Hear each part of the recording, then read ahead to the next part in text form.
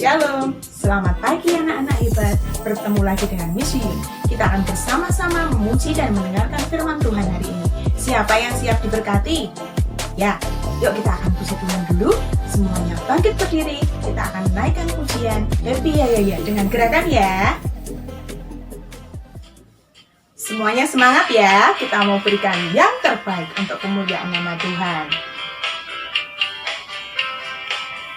Happy ya, happy ya, saya senang jadi anak Tuhan. Siang jadi kenangan, malam jadi impian, cintaku semakin mendalam.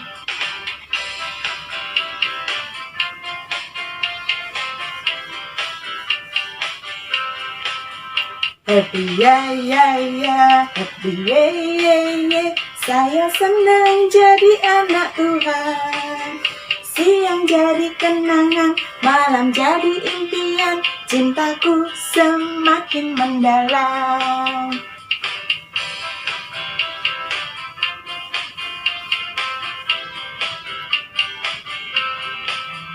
Happy ya, happy ya, saya senang jadi anak Tuhan. Siang jadi kenangan, malam jadi impian, cintaku semakin mendalam.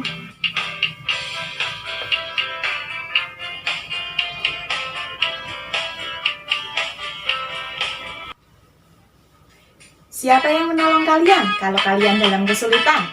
Mungkin orang tua, mungkin teman, tapi ada satu penolong yang selalu setia kepadamu, selalu siap menolongmu. Tuhan Yesus. Kita naikkan pujian. Yesus itulah satu-satunya. Yesus itulah satu-satunya penolongku yang sungguh.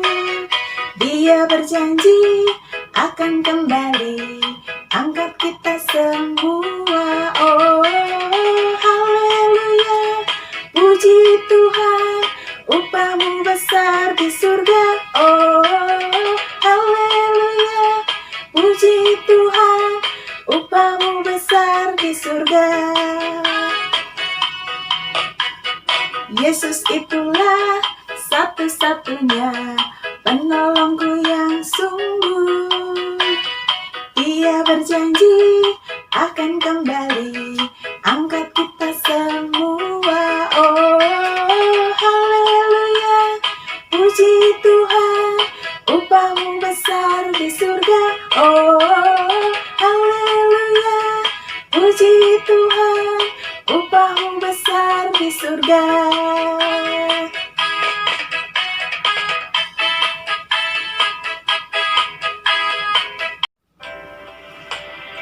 Kita akan bersama-sama belajar tentang firman Tuhan. Sebelumnya kita akan siapkan hati kita dulu. Kita mau memuji Tuhan dengan pujian Lingkupiku.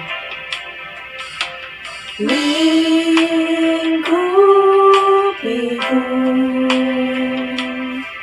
dengan sayapmu, naungiku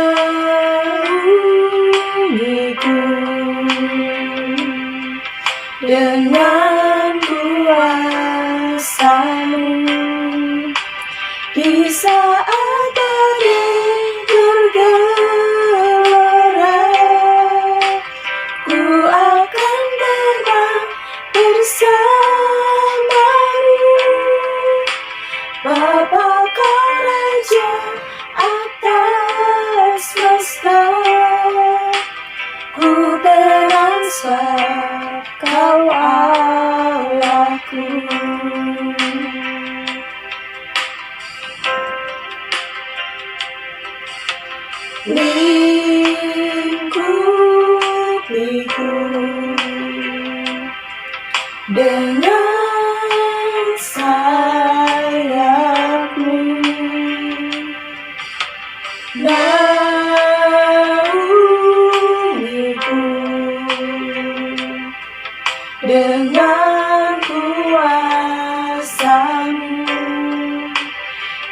saat badai bergelora, ku akan terbang bersamamu.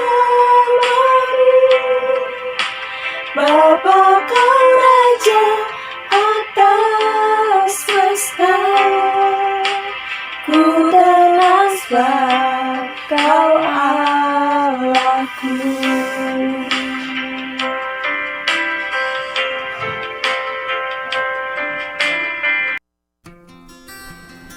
Sebelum bersama-sama kita akan belajar tentang firman Tuhan, kita akan berdoa dulu. Semuanya lipat tangan dan tutup mata ya, kita mau berdoa.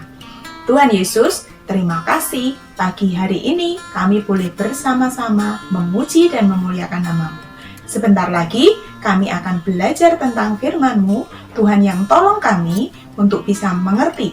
Di dalam nama Tuhan Yesus, kami berdoa dan mengucap syukur. Haleluya, amin. Siapa di antara kalian yang sudah pernah mendengar tentang surga? Siapa di antara kalian yang yakin masuk surga? Siapa di antara kalian yang tahu caranya bagaimana supaya mendapatkan keselamatan? Ada yang tahu? Ada yang belum tahu juga? Yuk, kita sama-sama akan melihat sebuah video. Kita akan belajar bersama-sama tentang keselamatan. Lihat baik-baik ya, perhatikan juga. Apakah kamu pernah mendengar cerita tentang surga?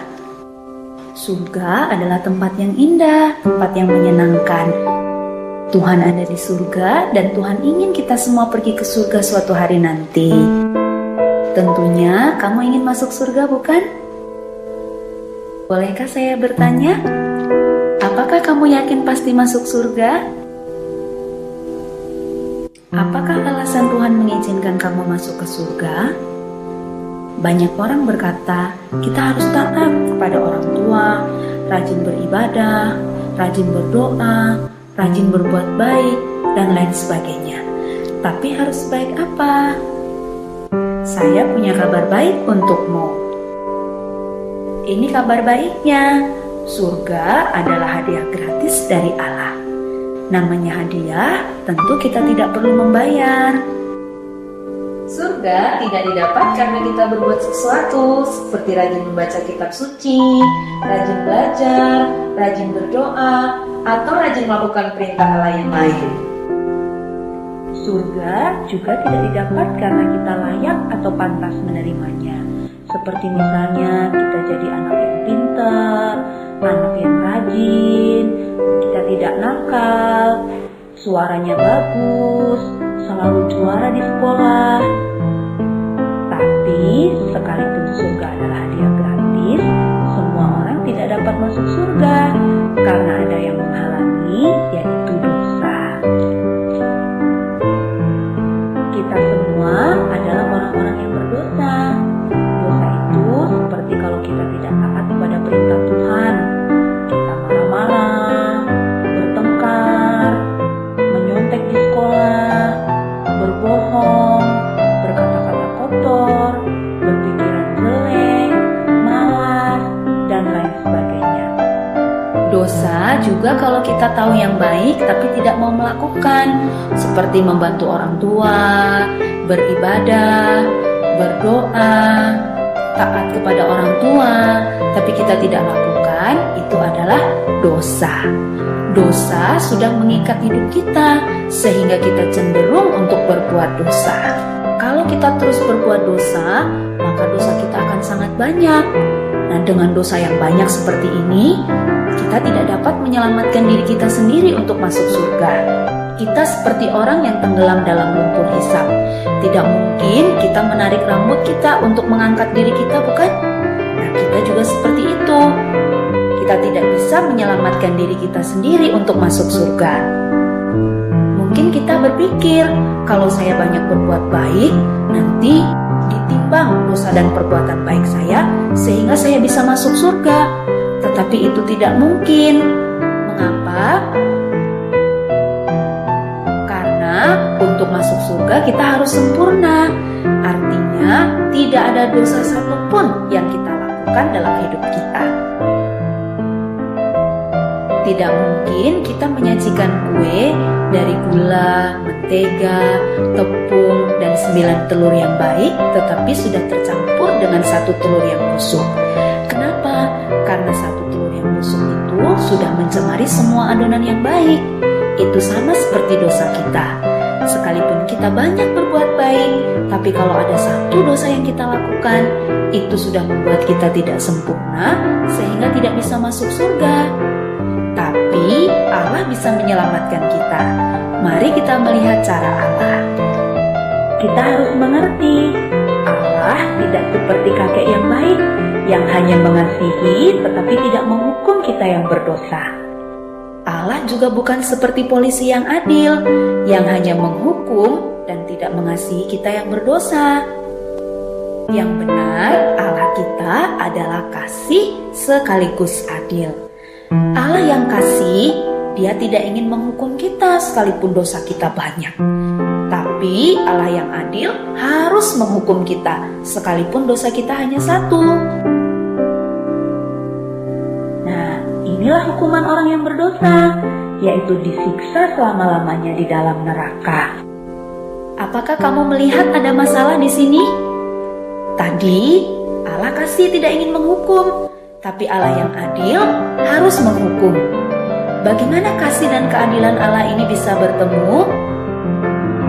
Ada sebuah cerita yang akan menolong kita untuk mengerti bagaimana kasih dan keadilan Allah bertemu. Ada seorang pemimpin yang sangat bijaksana yang bernama Syamila. Dia mau membebaskan rakyat dari pemerintahan yang kejam.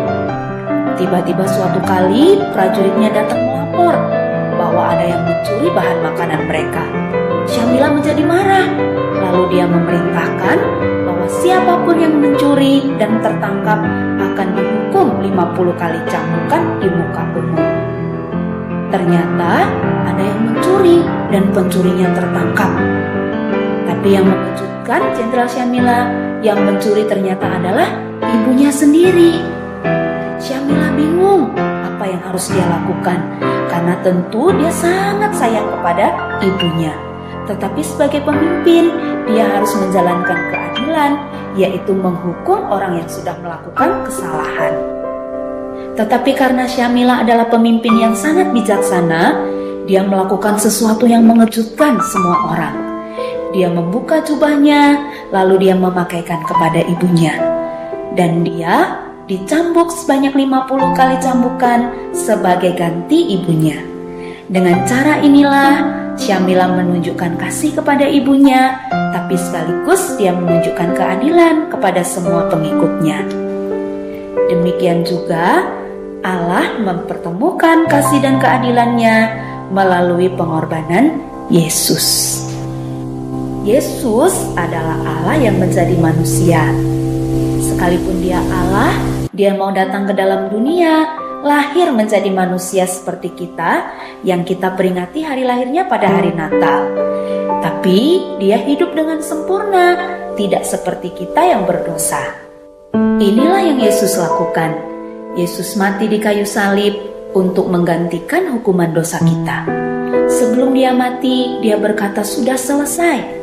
Artinya, semua dosa kita sudah diampuni 1 kali untuk selama-lamanya. Kemudian Yesus dikuburkan, tapi karena dia Allah, dia bangkit pada hari yang ketiga, lalu dia naik ke surga. Dan Yesus menawarkan surga sebagai hadiah gratis.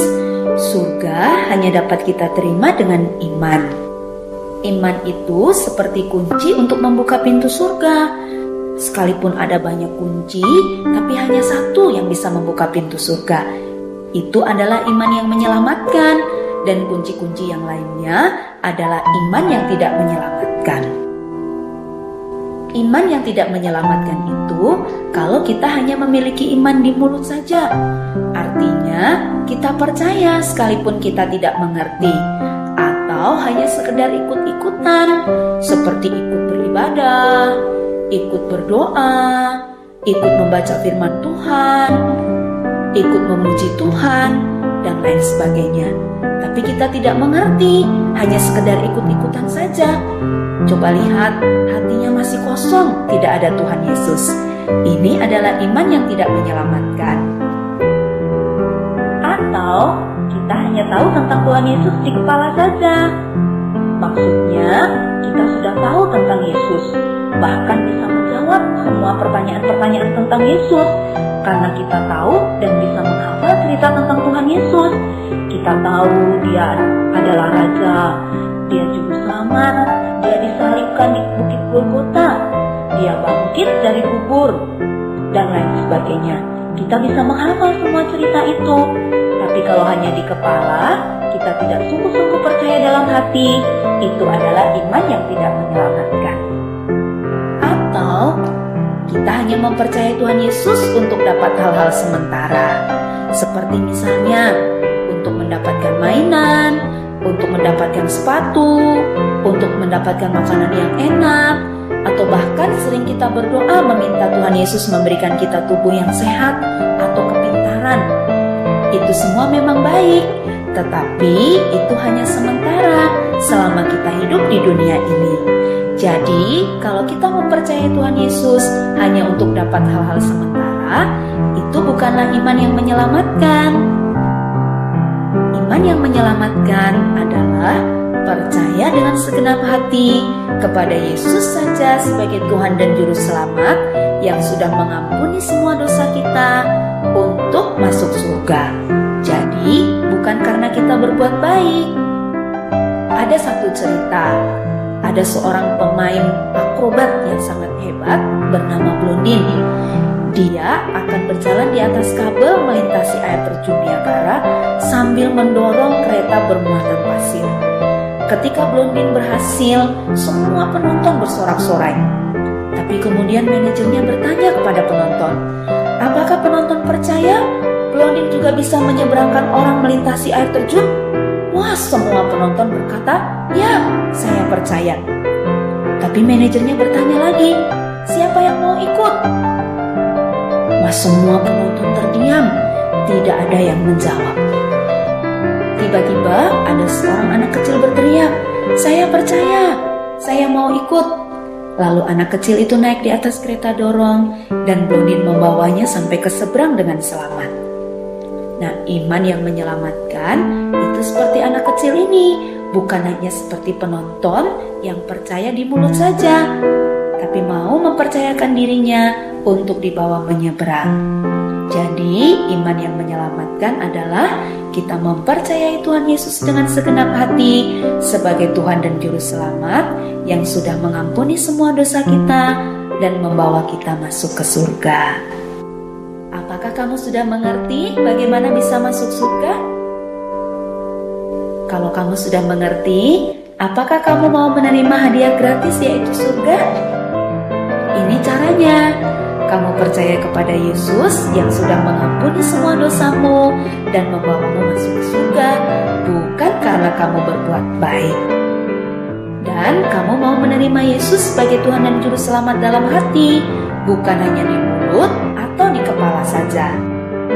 Kamu juga harus bertobat, artinya meninggalkan semua dosa dan taat kepada Yesus saja. Kalian sudah bersama-sama lihat videonya ya? Kalian sudah perhatikan juga? Nah, dalam video itu dikatakan bahwa satu-satunya jalan keselamatan adalah melalui percaya kepada Tuhan Yesus. Tidak ada yang bisa dilakukan manusia, ya. Yang bisa dia lakukan cuma percaya saja kepada Tuhan Yesus. Maka keselamatan akan menjadi milikmu. Nah, sama-sama Miss Yun ajak kalian untuk membuka dari Lukas 2 ayat 11. Ya, sudah ketemu belum? Lukas 2 ayat 11. Kita akan bersama-sama baca ayatnya. Ya. Hari ini telah lahir bagimu Juru Selamat, yaitu Kristus Tuhan di kota Daud. Sekali lagi ya, Lukas 2 ayat 11.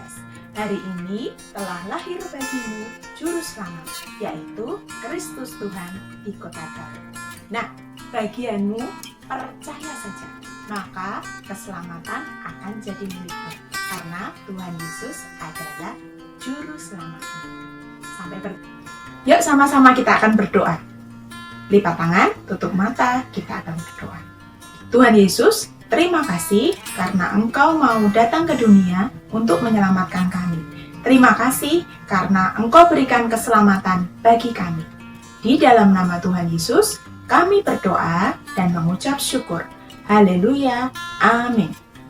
Sampai bertemu kembali di devotion selanjutnya, anak-anak hebat. Tuhan Yesus pasti memberkati.